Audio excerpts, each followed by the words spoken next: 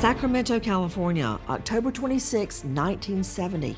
Police respond to an emergency call to discover the mutilated body of 28-year-old Nancy Bennallack.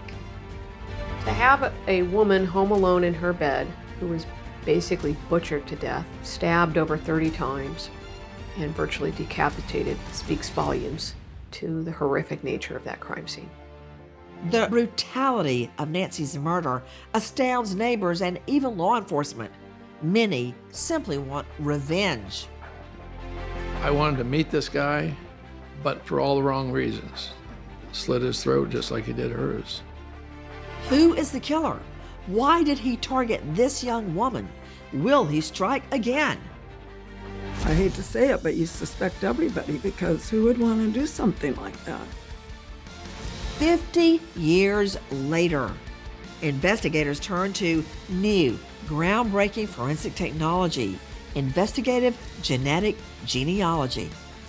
If we did not have this tool, forensic investigative genetic genealogy, this case would not have been solved. No doubt about it. Now, criminals who have hidden in the shadows for years discover there's no way to escape a powerful forensic science. I'm Nancy Grace. This is Bloodline Detectives.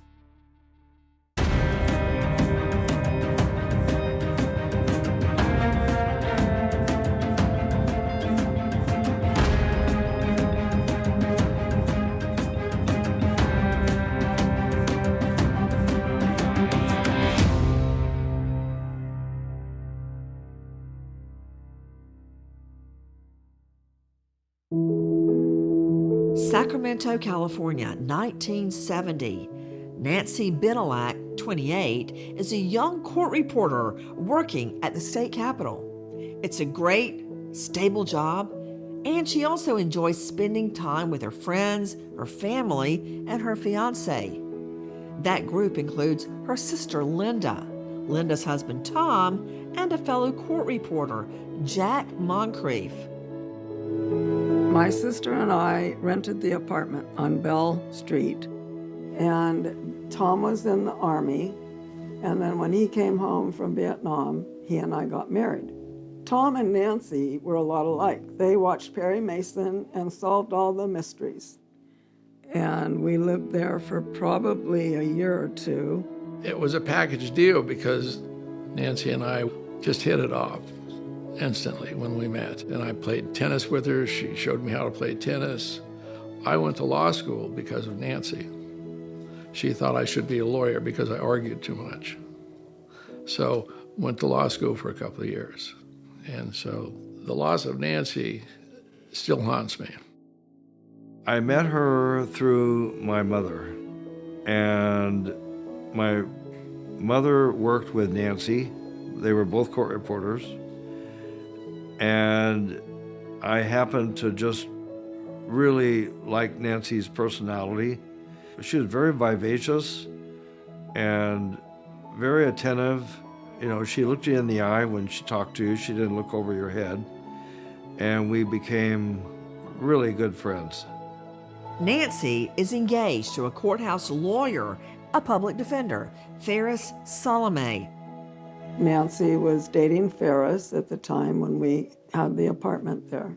The four of us went together a lot of places, and we were just pretty inseparable. October 25, the night before Nancy is murdered, she and fiancé Ferris go on a date. They had gone out for your typical evening. They went to dinner. They came home. Nancy was in an upstairs apartment, and then he left. And he left the slider open, I'm assuming because it was probably a nice night. And so then he left, and everything seemed to be fine. The next morning, Nancy doesn't show up for work. My mother called, and I looked out the window, and I said, well, Nancy's car is still here, so let me go up there and see what's going on. And went and got the apartment manager and explained the situation. So he got his master key, and we both went up there together. I went in and obviously called her name out, and there was no response, so I went down the hallway. Nancy's bedroom was off to the left, so I just sort of turned the corner and knew immediately it was bad. There was blood on the ceiling, and there was blood everywhere. And then I looked down, and there was Nancy lying face down with just ghastly injuries. It's funny, your body goes into a sort of a fixed state, and I just simply turned around and I walked back to the apartment manager, and I simply said, "Go call the police. Nancy's been murdered." When the police first arrived at Nancy's apartment, this is a very brutal crime scene. They're going to want to be very careful to preserve the scene, to make sure that photographs are taken of the apartment, of the body, collect any potential evidence that is on the body, near the body. But in Nancy's case, this was a really brutal crime scene for first responders to walk into. There were some clothing laying around, probably clothes that she took off, but she was found dressed as her fiance had said when he left her, just in a pair of white panties. But she wasn't on the bed, she was found on the floor right next to the bed. One of the detectives, and I'm not sure who it was, but I recognized him from the courthouse. So he and we went out into the back sliding door, and we could see a blood trail leading from her back porch. She was on the second floor, but we could see the blood trail through her porch and over the banister, and then a trail of blood leading out the back of the apartment complex. A trail of blood? That's highly significant, and it could be an important clue to identify the killer. When a victim is stabbed as many times as Nancy Bennallack is, the killer can often be injured as well during the stabbing. Therefore, police hope this trail of blood is from the killer, and they take samples for testing. There were shoe prints found in the area where it looked like he probably got up to the balcony. They did casts of those to save the print itself. I did tell Nancy that I was disappointed with her leaving her back sliding door open, ajar, for her cat. And I did tell her, I said, "Nancy, I know you live on the second floor, but I don't think it's that safe." And I think he got the best of her before she could really put a defense up. Nancy's body is sent for autopsy. The medical examiner theorized that Nancy was murdered sometime between 1 and 5 o'clock that morning. She had been stabbed in excess of 30 times. Many of the stab wounds were around her head and neck area. Some of them were so severe and deep that she had been nearly decapitated. This was a very, very brutal killing. Nancy was a fighter, and we could tell that. The pathologist during the autopsy found several defensive wounds on her hand from the knife and also on her leg, like possibly she was kicking at the suspect. It doesn't appear that Nancy was sexually assaulted by the person that killed her. Nancy Bennallack's family learns the terrible news. Tom came home and he told me what had happened. And so he drove to Grass Valley to tell my mom, who never got over it, ever. I couldn't probably tell you what we even said or what was said. I just wanted to get through the day to help my mom get through that day. She was the best big sister. She loved her family. She did everything for me. She was just such a great person. Some of Nancy Bennallack's friends are convinced her fiancé is the killer. Investigators suspect him, but they keep an open mind. That's next on Bloodline Detectives.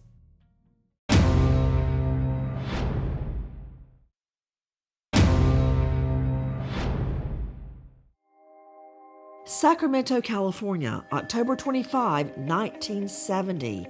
A young court reporter, 28-year-old Nancy Bennallack and her fiancé, Ferris Salome, finish a date night at Nancy's home. Sometime after Ferris leaves, Nancy is brutally attacked and murdered. Police immediately suspect the boyfriend, Ferris, since he's the last person to see her alive. Naturally, the first person that police are going to consider as a suspect is the fiancé, those that are closest to the victims. But then there was sort of another element or another layer to it because her fiancé worked as a public defender. And his responsibility as a public defender is to represent some of the worst criminals. He was an attorney for people that did not so great things. So naturally, people had to wonder, was this somehow connected? Was his work as a public defender somehow connected to what happened to her? A lot of people did ask us about Ferris. I couldn't believe why he would want to do that and that he would do that.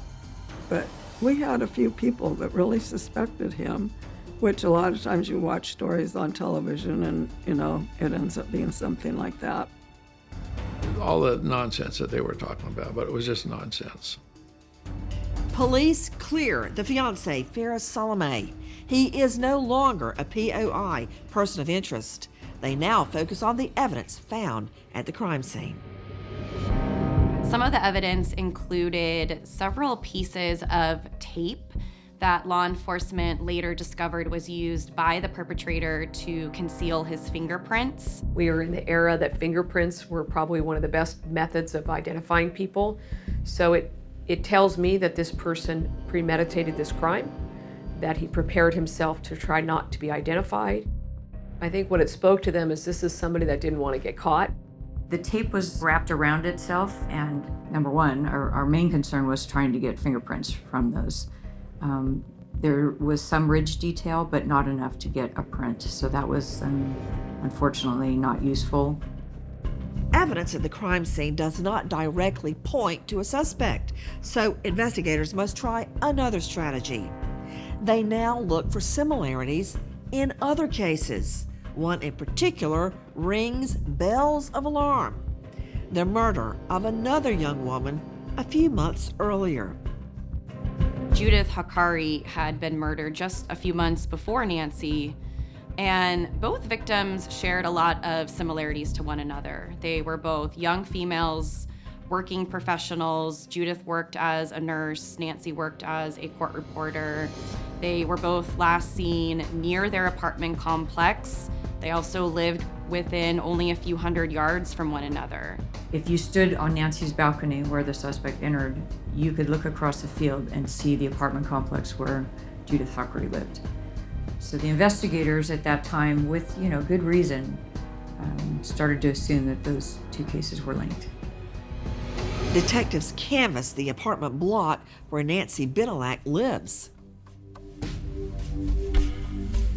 The way Nancy was found and the ensuing trail of blood, you would think someone would hear something. And I never heard anyone mention the fact that, they heard screams or anything. That was surprising. I have to admit, that was surprising. There were only, I believe, 25 units in this complex. So they canvassed the complex and spoke with everybody that lived there that they could talk to. They also canvassed a lot of the other apartments in that area, more so because of the Hakari connection. And during that canvass, they spoke with a woman who told them that she had noticed a guy, hanging around, loitering in the complex. Made her a little nervous. They described him about 5'9", weighing 170 pounds, seen in the area. So the cops decided to have a sketch made of this individual seen in the complex to see if anyone else had seen the man or possibly even recognized him. But when the sketch was created, it didn't really bring any new information to Nancy's case. Detectives keep the family informed, but they don't have much progress to report. They contacted us often to ask us some questions, and you go over everybody and everything. I mean, you think, where did we eat? Where did we do this? Where did we do that? And we just went over and over and over. I had to go through all the interrogation and everything because the guy was pretty athletic. They thought he was ex-military. I was retired from the Army, so I was built in such a way that I probably could have climbed up on a balcony without a problem. So first I was a suspect, and then I became an ally, and they became allies of me. After they vetted me and they found out what was going on, they suggested that we get a protection dog because I didn't want Lynn to be trained. I could be coming home late. I was going to law school. I was coming home late. And if she got frightened, they said she could shoot me. I said, well, let's go with your plan because I don't want her to shoot me. And so we just lived with it. It was an adjustment. We just kept throwing adjustment after adjustment after adjustment. And we were in touch with the police. The police was terrific with us. Matter of fact, they found our protection dog for us. And we went through training so that the dog was trained to protect Lynn. And that's the way it was. I think I was trying to just put it behind me because I had a very responsible job. I was a court reporter that required a lot of concentration. And I just could not dwell on anything of that magnitude. The case eventually into Nancy's murder went cold as soon as the tips and information seemed to have dried up, which was about 5 years after her murder. In time, Ferris Salome moves on with his life. He forms a new relationship. He marries. He raises a family. We stayed in touch with Ferris and his kids, and we tried to just make a transition. We tried to do what we thought Nancy would have wanted us to do, because she was a very forgiving person. In 2004, over 30 years after Nancy Bennallack is viciously murdered, a new cold case unit revisits the case, hoping forensic science can zero in on DNA samples found at the murder scene. When I was the supervisor of the sexual assault unit, we started a cold case unit, and one of my duties was finding cases, reviewing case files to see if we still had the evidence and if the evidence was eligible to be tested for DNA.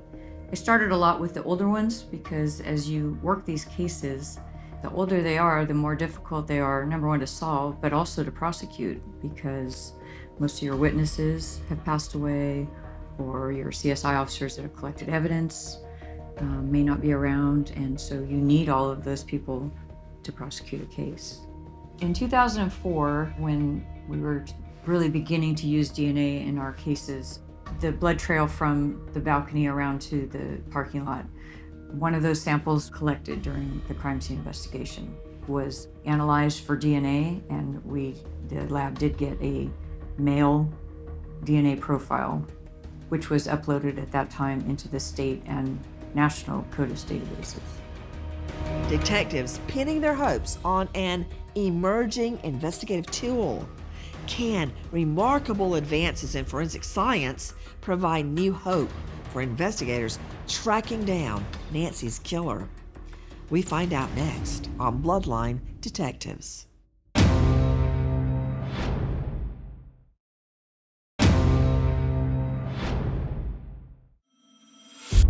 Sacramento, California, 2004.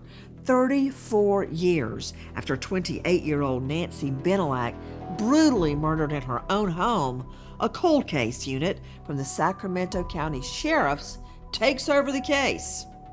Investigators send a sample of blood left at the crime to CODIS, a national database of DNA belonging to convicted criminals. Law enforcement was able to determine that the DNA belonged to an unknown male. So finally, after a good amount of years, they had a usable DNA profile.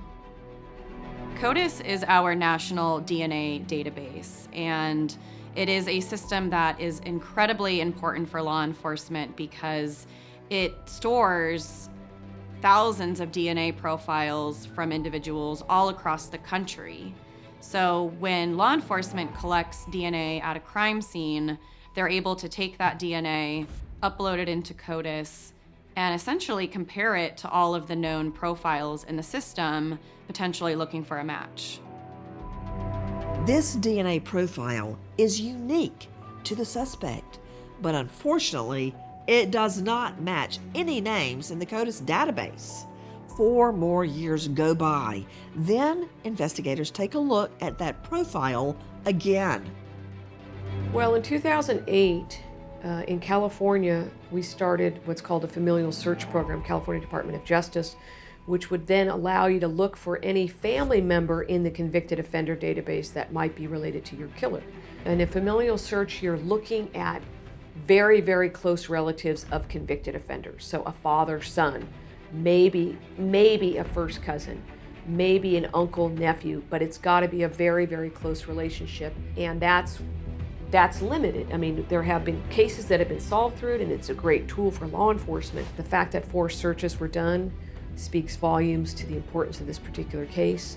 And ultimately, there was no matches from that familial search as well. So that's where we were at that time. Once again, Nancy Bennallack's murder case goes cold. Remember how investigators all the way back in 1970 looked for similar homicides to garner possible clues? Well, now is 2019. Investigators apply the same strategy. This time they look at the forensic science used to catch the infamous Golden State Killer a year before. During the middle of the Golden State Killer investigation, when forensic investigative genetic genealogy was being done, when I realized that this could potentially work in solving, the biggest serial killing case of California, perhaps, my brain and other people's brains were like, what's next? What other case? If it works, what's next? And we had a list because we knew all the cold cases. We had the NorCal rapist, we had the John Doe rapist, we had Robin Brooks, we had Nancy Bennallack. So that thought process really pretty much started in early 2018. I think we'd had success with forensic genealogy on other cases, on big cases, so we thought this would be a perfect case as long as our DNA was probative for a SNP profile. You have to remember this is a 1970 case, and although they preserved evidence as well as they could back then, it's going to deteriorate after time. But we were lucky enough to find a couple samples that they could use to do forensic genealogy and get us a profile. Gene by Gene is one of several labs specializing in investigative genetic genealogy. They work with law enforcement by combining old DNA samples with new family heritage databases. Gene by Gene was a critical part of this team because the DNA sample from Nancy's case was sent to them to do this specialized kind of testing called SNP testing. So they played a crucial role in developing the profile that we needed to be able to do family tree building. Gene by Gene is a private biotechnology company located in Houston, Texas.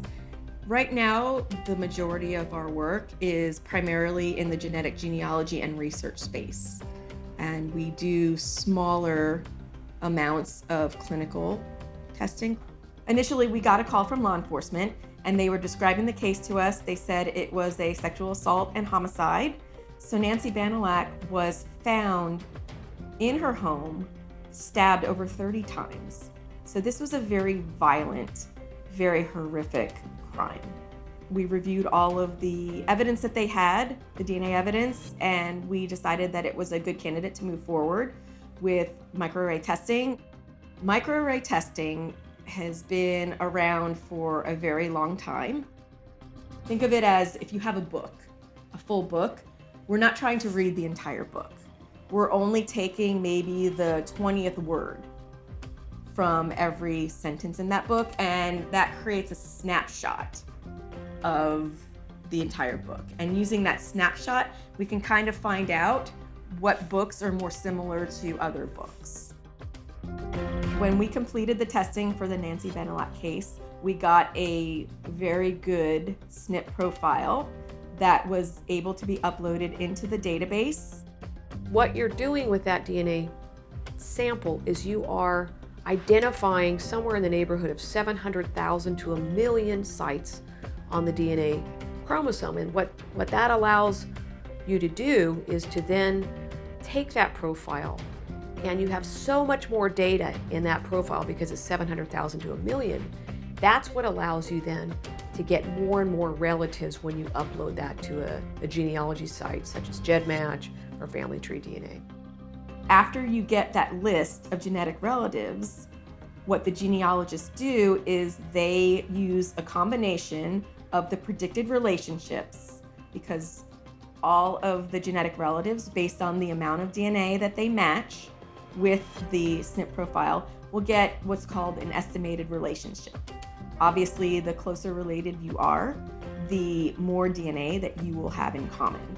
And as you go further out, it gets less and less. And we have ranges for all of the relatives that you can have based on the amount of shared DNA.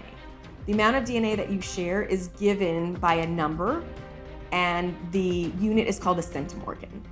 For example, a parent-child relationship, on average, will have shared DNA at the 3,500 centimorgan range, and it decreases as the relationship gets further and further apart. That team was critical because they spent, I think, close to almost 3 years or so developing this family tree and ultimately providing the answer to who killed Nancy Bennallack. For this case, we provided the access to the family tree DNA account, and law enforcement took it from there. And they did the genealogy and they built the family tree. And occasionally, especially with cases that take so long, we will touch base with them. Hey, have you had any progress? Is anything we can do to help? And I believe we heard, still working on it, still working on it, still working on it. And we didn't hear otherwise until they let us know. They sent us an email saying, we noticed, we've got it. The genealogists come up with a name. It's a huge breakthrough. But now, police must establish whether that name has any links to the murder victim, Nancy Bennallack. We identified a person named Richard John Davis, who lived in Sacramento at the time. We did some research on him, figured out, where he worked, was he married, did he have children? And while we're gathering up all this intel, I've always heard, go back to the case file and see if the guy's in there. And the first thing I did was went to the roster of the people that lived in that apartment complex, and he lived in apartment 23. Next on Bloodline Detectives, who is Richard John Davis? Is he the killer of Nancy Bennallack?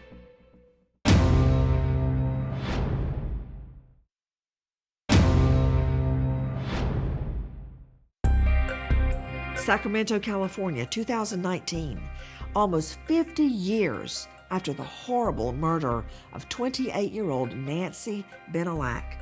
New forensic science has given investigators a name, the name of a suspect, Richard John Davis.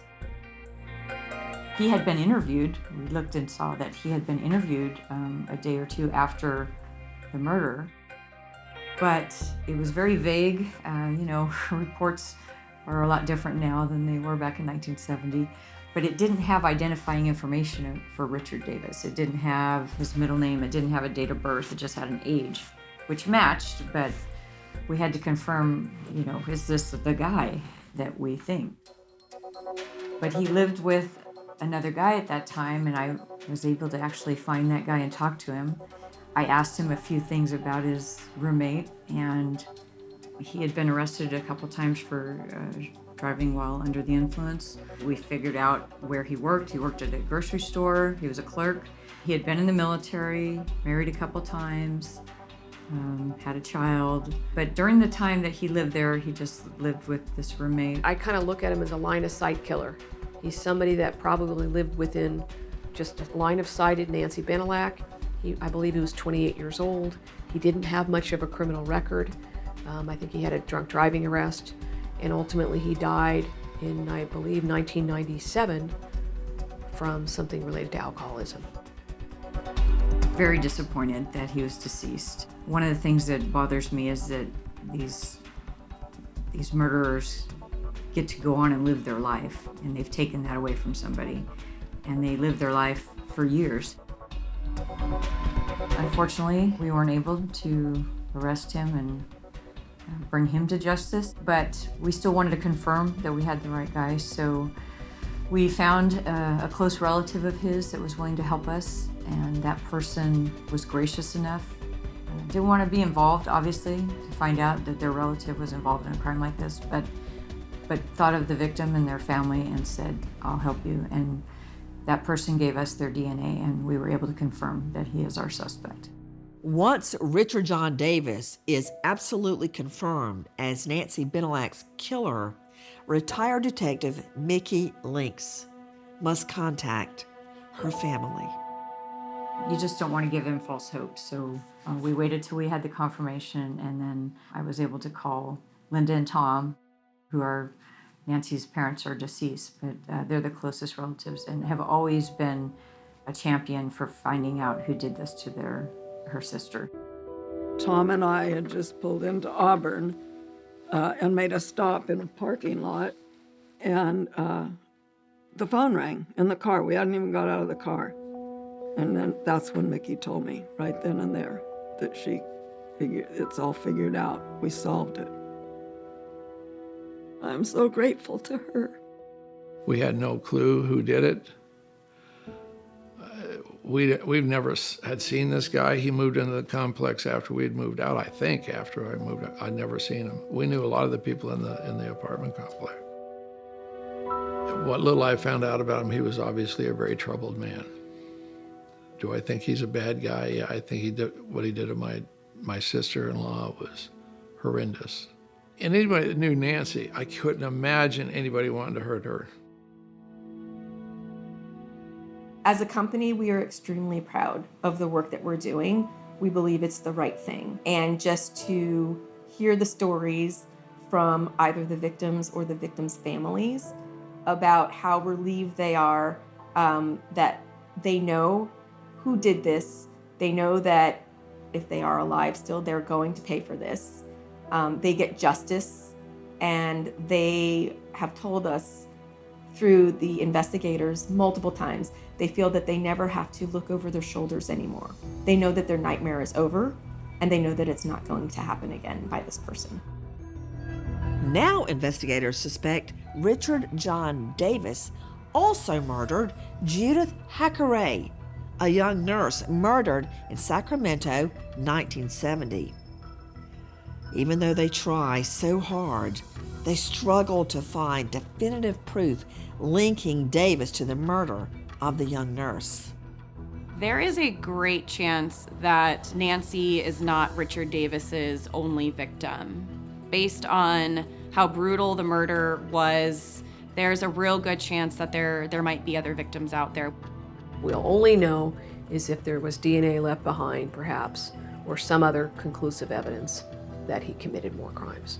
The fact that he put tape on his fingers in an era when fingerprints were the most significant piece of evidence tells me that he went in there to do what he wanted to do in an effort to not be caught. The best way to describe him is vicious, violent killer. Richard John Davis's death leaves so many questions unanswered for Nancy Bennallack's relatives, for police, and for those who were so much a part of her life. That's next on Bloodline Detectives.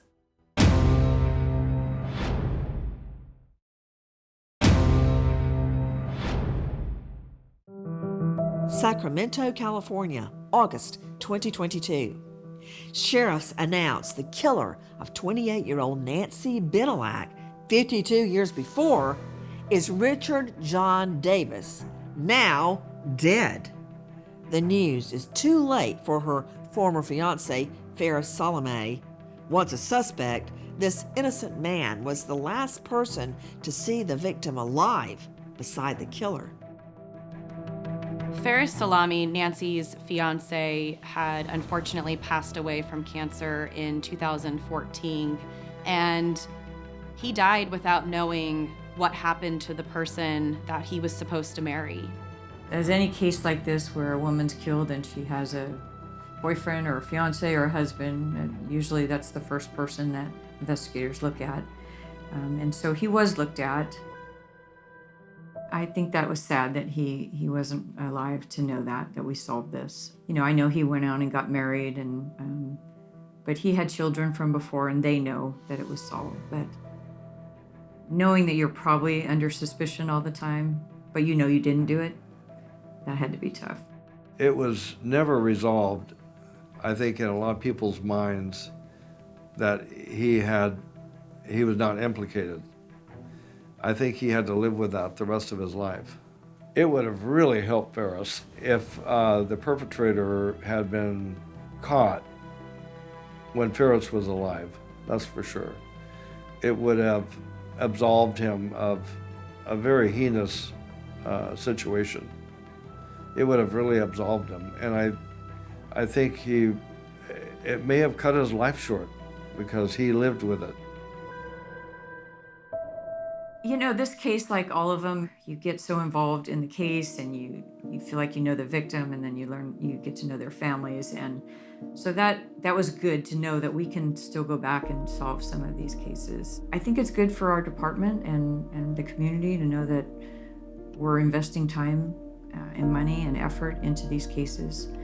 You know, I always say that the case that happened 40 or 50 years ago is not any less important than the one that happened yesterday. And that's kind of how I feel about staying working with these cases. I think it's one of the greatest things Sacramento has is seeking to resolve these cold cases for the simple reason that it gives the families, the grieving families, some peace of mind, and it's very effective. And I'm so glad we have it. And Nikki, you know, she's retired, and she looks upon this as her assignment. This is my assignment. I'm going to hunt these people until I find them. And she's that type of woman that she's going to keep hunting. I think perhaps what I'm most proud of is the fact that even though it was 50 plus years old, even though many people probably suspected the killer was dead, as a prosecutor or a public safety official, we owe it to families. We just owe it to them. Golden State Killer may have been dead. I had so many people say, quit wasting your time. To me, the answer is the answer, and it's our obligation to find it no matter what the outcome. The tragic murder of young Nancy Bennallack is finally solved. She will always be remembered by people who knew her and loved her, and of course, the investigators who worked tirelessly to crack the case. Nothing can remove Nancy from our heart. She's there forever. Everybody that I knew that knew her loved her. I loved her. I used to tell Lynn, if she didn't quit misbehaving and being Linda, I'm gonna marry your sister. So, and we used to tease each other about that. She was just a super gal. Lynn has adjusted as well as she's ever gonna adjust. She will never, ever, ever forget what she's gone through. We've been good for one another for a lot of reasons. We've been through tragedies, losses of parents and friends, and so we just lean on one another anytime there's a problem. And that's golden as far as I'm concerned. If I didn't have her, I don't know what I would have done. And we got a little girl named Nancy that reminds us so. She was having a great time in her life, 28 years old, going to get married, had a great job. She had traveled and had fun early on, in your younger years, and was ready to settle down. Had great friends and had amazing family. Her sister and brother-in-law were amazing. So she was in a good place, and that's what makes it so sad. She would love it here. We say that almost every day. She would be out there with those horses and the cows and the dogs. Her favorite song, when she and I would drive to Grass Valley or someplace, she'd say, "Let's sing Don't Fence Me In." And we'd sing that song, and it's about give me a lot of land and don't fence me in. Breakthroughs like investigative genetic genealogy are amazing, but they're only as good as the dedication and hard work of investigators who carry on tirelessly, sometimes for years, to catch a killer. They even continue their work after they're retired. It's a real inspiration to everyone seeking justice. I'm Nancy Grace. Thank you for joining us here on Bloodline Detectives.